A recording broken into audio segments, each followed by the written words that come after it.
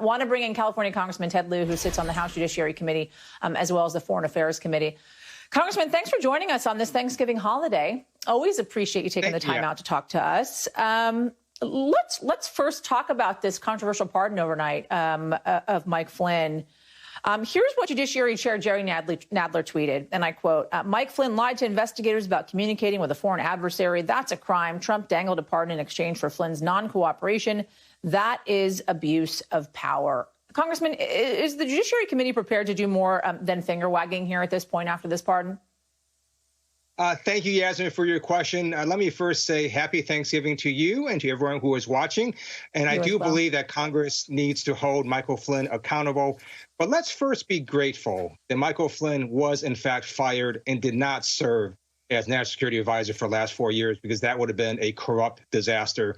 And that's in large part due to the professionalism and hard work of the Federal Bureau of Investigation. And I want to commend the FBI for their investigation into Michael Flynn. Now, this pardon itself is corrupt. I agree with Chairman Nadler that he was dangled a pardon. That's why he remained silent and did not incriminate Donald Trump. But now that the pardon has happened, his Fifth Amendment right regarding this issue goes away, and Michael Flynn will now have to testify about what Donald Trump knew related to Russia. So I just spoke with Peter Baker a little bit about this, but I want you to expand on some of the New York Times reporting that we're getting when it comes to potential pardons in the pipeline. And here's what they write. Potential pardon seekers and their allies are discussing a range of strategies to win over the president. They include highlighting donations to Mr. Trump, spending money at his properties, trying to hire lawyers or lobbyists seen as close to him, and emphasizing business connections that could help Mr. Trump after he leaves office. Is there anything illegal? Is there anything improper about basically asking for pardons that they could then subsequently scratch the former president's back once he's out of office? It is not illegal for the president to pardon his friends. It's also one reason the American people fired Donald Trump, because the president repeatedly put himself and his friends above the law and above those of American people. But what about if he's making money off of those? What about if he's making money off of these pardons after he leaves office?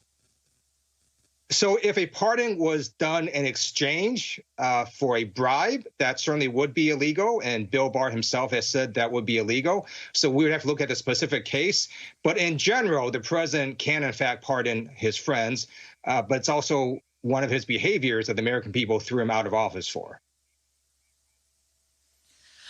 I want to talk to you about what I just spoke with Ali Vitale about, and that is this criticism that we're hearing from some Democrats, not all Democrats, just some Democrats, that Joe Biden is approaching this thing a little bit differently than he maybe should, considering the fact that he, for 36 years, he approached government as if it was, in fact, bipartisan, as if he could reach across the aisle to his friends on the Republican side, and how Washington has totally and completely changed.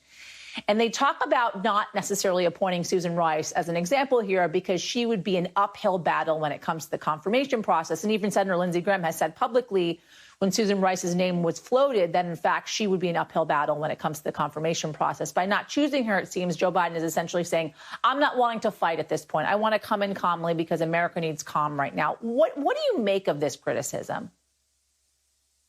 I'm not sure about what Joe Biden was thinking with all his different cabinet picks. What I do know is that Tony Blinken is going to be an awesome Secretary of State. And I've been on various conference calls with Tony Blinken. He has a wealth of experience. He knows the State Department inside out. And so he is an amazing pick for Secretary of State.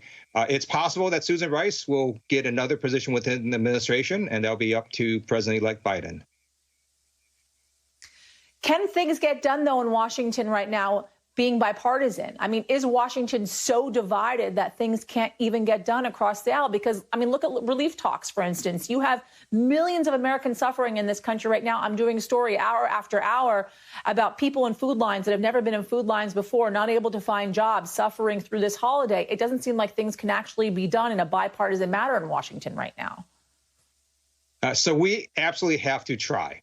The House of Representatives passed the HEROES Act on May 15th of this year. So for many months, the White House and the Senate unfortunately twiddled their thumbs and didn't act on it. So we basically negotiated against ourselves and passed a second version of the HEROES Act dropping the stimulus package from $3.4 trillion to now $2.2 trillion. So there's, in fact, 2 bills sitting on Mitch McConnell's desk that he could send over to the president for signature, and the American people will get immediate relief. It's my hope that he will do that in the lame duck session in December.